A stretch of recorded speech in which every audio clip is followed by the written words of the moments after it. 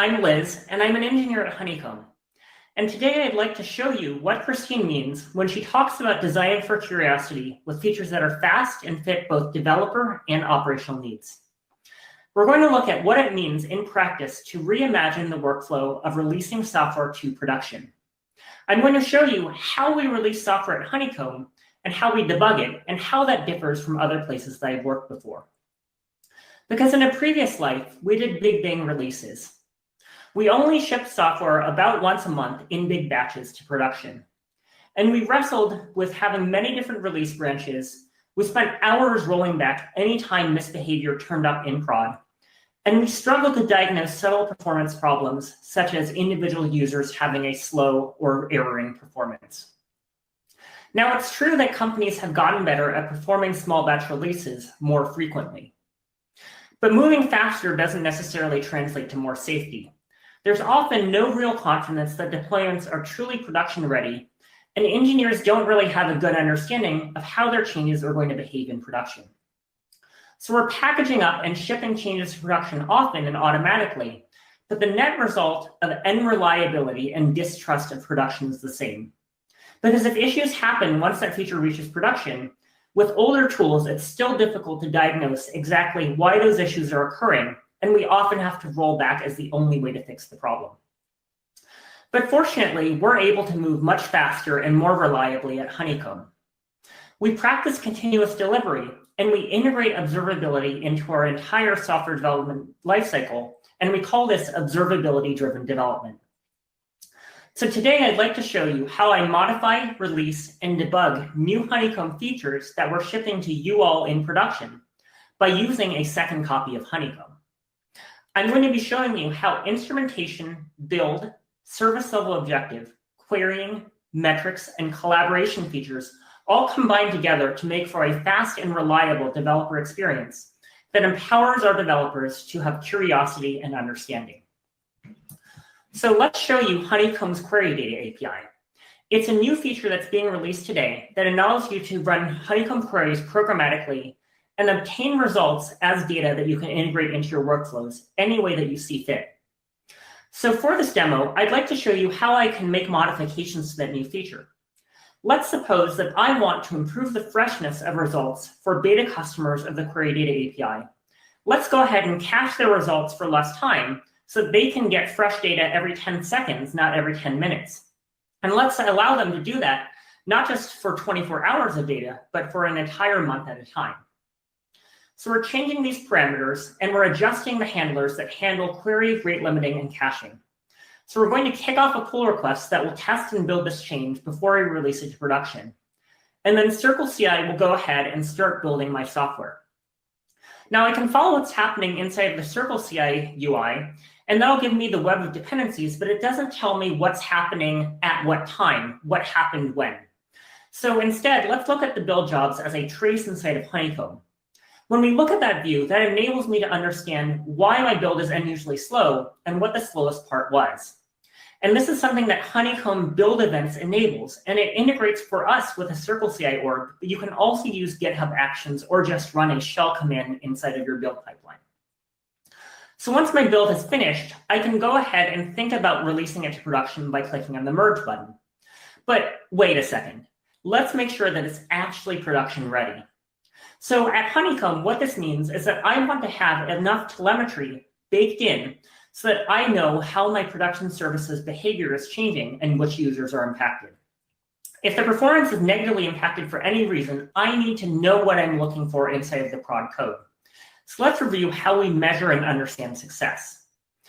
With OpenTelemetry, we've added custom instrumentation fields like cache, hit, miss, our team and dataset IDs, and we have inner spans for every individual function call that might take a lot of time.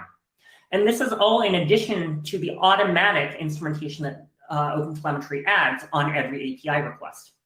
So these bits of telemetry tell me how the caching performance has changed and who that change is impacting, and if there are any errors. Additionally, we also have service level objectives set for all of Honeycomb, as well as for this specific API service. So we've defined what the success criteria are for our beta customers who are using this new query data functionality. So in this particular case, we would like query API data to return in fewer than 2 seconds. If results take longer than 2 seconds to return, that's a bad experience for Honeycomb customers, and we want to count those queries against our error budget. Remember, slowness is the new downtime.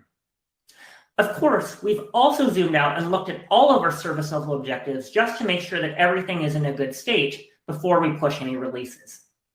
So as a developer, I've clearly defined success and failure criteria for how my change is going to impact production. I know where in my code I can look if I encounter any problems, and I understand the state of production before my change is introduced. That is what it means to be production ready. Now at Honeycomb, it's my responsibility to watch how our changes impact users in production. And when I ship, I'm expected to look at production behavior alongside whomever is on call from engineering. So our observability-driven development approach really helps us with being able to understand code changes as they're rolled out with the help of great tooling like Honeycomb. So having prepared to observe the results, now I can hit the merge button and my change is built within 10 minutes, and it automatically gets shipped to all of our environments within an hour. So let's go ahead and wait an hour and see what happens. Well, that's less good. Within an hour of my change shipping, the reliability of the query data API has really taken a nosedive.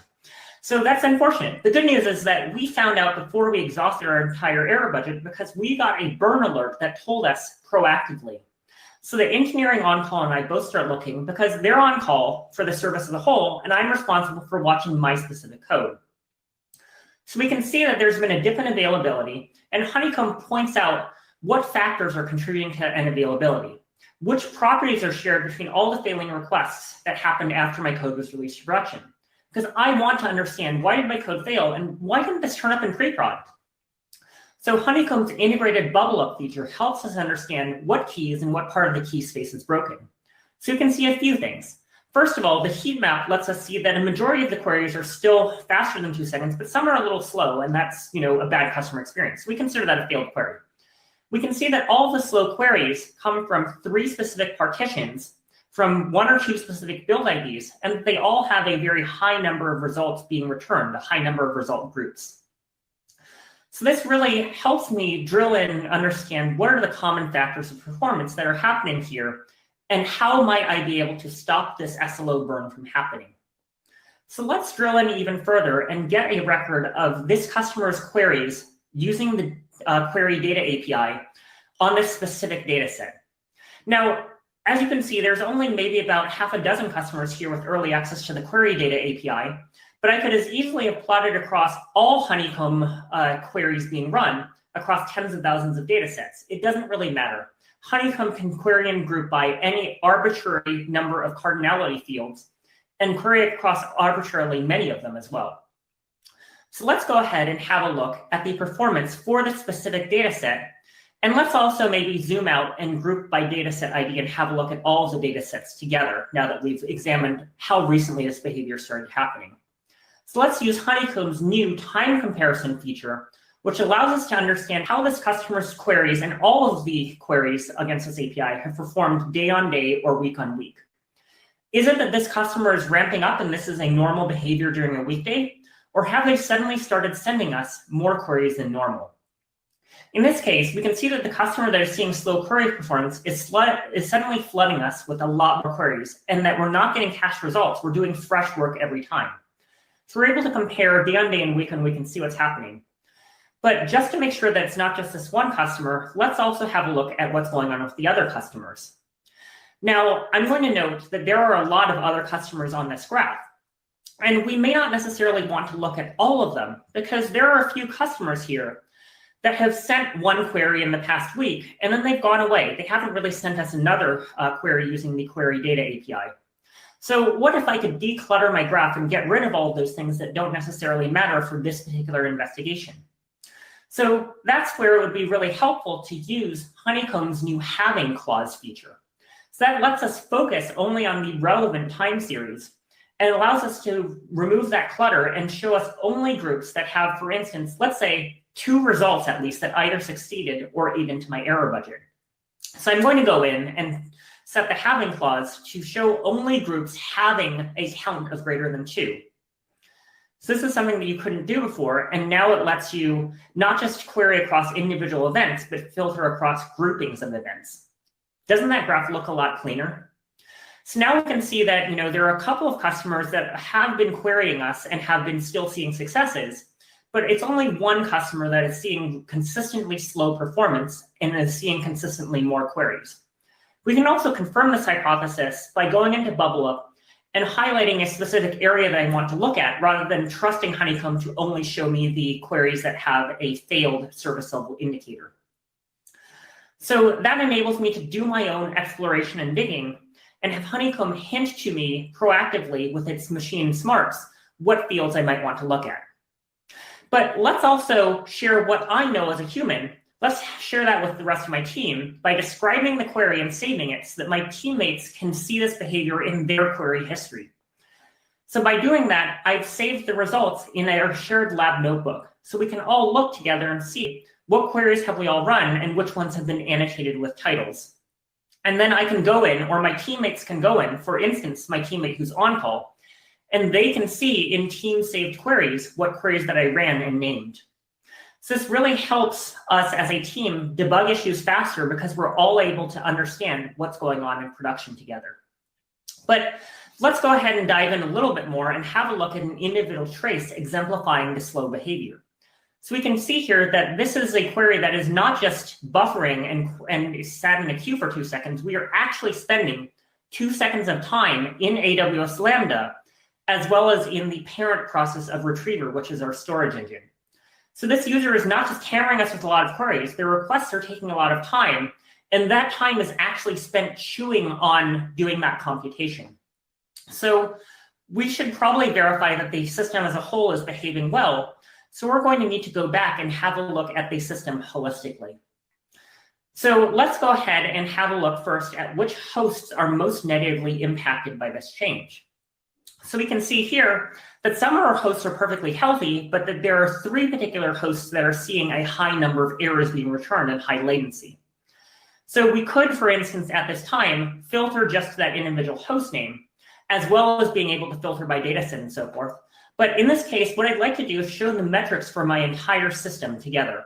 So we can see the CPU of all of these retriever workers and the memory of all of these retriever workers, as well as a metric from AWS, the number of concurrent Lambda executions. So I can go ahead and do something like roll over an individual line to see what the behavior is of that individual host name. I can also dive in and look and get an understanding of how that host name's behavior differs from the other hosts just by rolling over and comparing. But if I need to see things in more detail, I can, for instance, click on any of these graphs and I can see the graph blown up to full scale. And it's not just Lambda executions. I could have picked any number of CloudWatch metrics that I wanted to plot here that are automatically ingested into Honeycomb. So let's filter to just this individual host name that's behaving slowly. And then let's go ahead and apply that query filter. Let's go ahead and filter specifically to that host to understand what's the CPU utilization of that host. So the filters and groups are reflected here, and that allows me to quickly understand everything that's happening all on one screen. So overall, we can see that since we deployed the shorter caching, that each of these queries is running and consuming CPU on the host and on the Lambdas. So that means that we need to do something to address this, because this one customer is really slamming us in production, and we didn't anticipate or see this in pre-production. So now is an opportunity for me to go back to my SLO and try to put a stop to this behavior before we burn through all of our SLO. So this set of users is having a hard problem. So let's go ahead and go into Launch Darkly and turn off this user so that it stops impacting production. So we're just going to go ahead and flag this user off for now, and that way we'll stop burning through our error budget and we'll be in a lot better shape. So looking at this change, you'd think that it would be such a simple change, but turned out to have such large ramifications on my entire production system. So that means that I need to go ahead and make sure that I'm mitigating the impact of what I do. And that way I can go ahead and take my own time fixing the overall issue. So now that we've mitigated the issue by turning off this user in Launch Darkly, now we can go ahead and think about what we were able to do using Honeycomb. So Honeycomb enabled us to catch this issue before it burnt through our entire error budget and allowed us to debug and understand what was happening. In this case, that the user's queries were suddenly no longer being cached and therefore were being allowed to execute against a real live storage engine 50 times more often. Instead of executing once every 10 minutes, it was executing once every 10 seconds. So that's really part of what the power of Honeycomb is. So Honeycomb allows us to understand what's happening in production, and it enables us to understand how those changes impact customer experience. We can make design decisions like whether query cache duration should be a fixed setting or whether we need to make that logic adapt to the query workload size of each customer. So this is what it means to give developers fast tools that fit our needs so that both operations and development concerns can be understood from the same interface. So at Honeycomb, we've reimagined the experience of deploying to and debugging production. And using these same approaches, your teams too can work together to release features quickly and reliably with Honeycomb.